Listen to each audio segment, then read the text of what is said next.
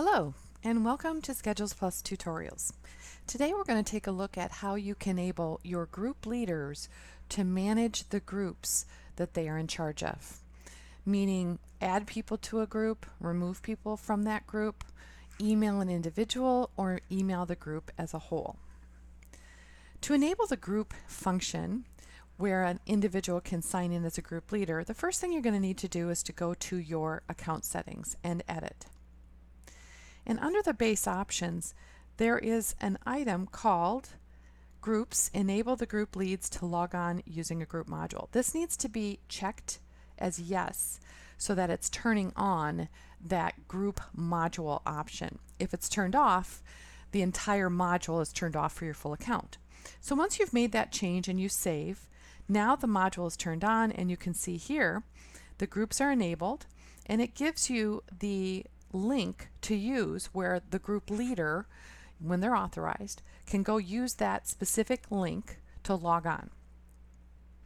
Now you're going to want to go to your groups assignments, and in your groups assignments you're going to go to the specific list of people in a particular group. So we're going to look at the bikers group, and we're going to click on that list of people that are in the bikers group, and you actually want to identify Mary Adamright as the lead for this, and all you have to do is simply click the toggle button, and now she is identified as the leader. And what happened there as well is it's giving me an indicator that she doesn't yet have a user ID and a password to log on to that module.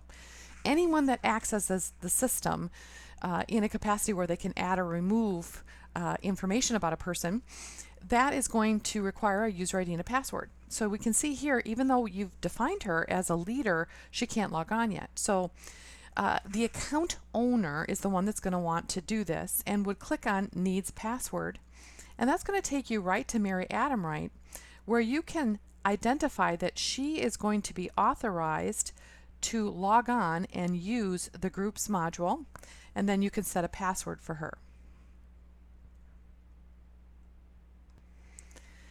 Once that email and a password has been defined, it's going to give you a success message.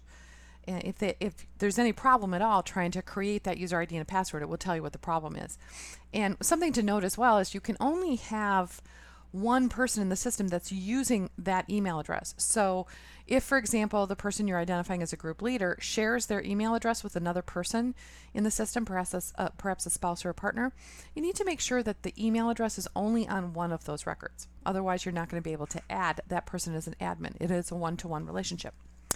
So now this has been set up where Mary is going to be able to sign in to the system, and she is going to be able to use the groups module.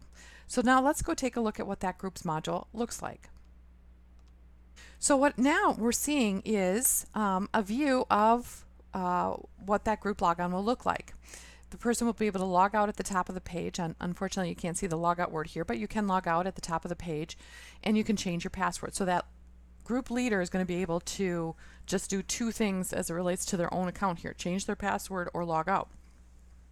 And also what we're seeing here is here's the group that this group leader is authorized to work with. Now, if they were authorized as a leader for 3 or 4 groups, all 3 of those groups would show here, and you'd be able to click on the specific one you want to work with, and all the people that are in that group will now show in the right hand side of the page.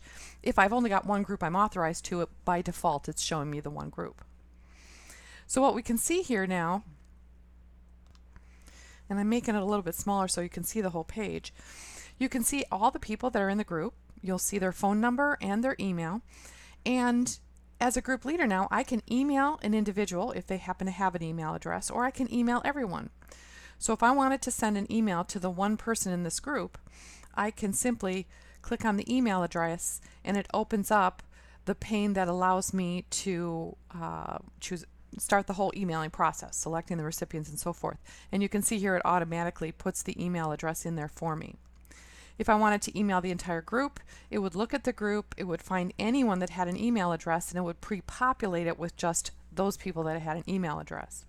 It also will reconcile things, so it's not sending an email address, the same thing, to an email address more than once.